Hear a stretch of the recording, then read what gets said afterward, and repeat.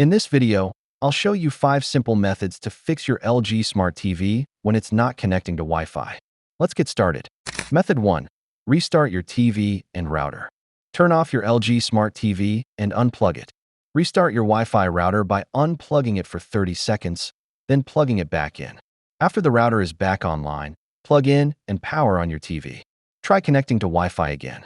Method 2. Check Wi-Fi password and network. Go to Settings Network Wi-Fi Connection on your TV. Make sure you select the correct Wi-Fi network. Double-check that you enter the right password, case sensitive. Method 3. Forget and reconnect to network. In the network settings, select your Wi-Fi network. Choose Forget Network. Then search for your Wi-Fi again and reconnect by entering the password.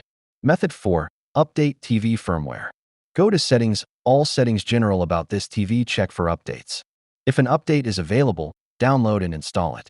Restart your TV and try connecting to Wi-Fi again. Method 5. Reset network settings.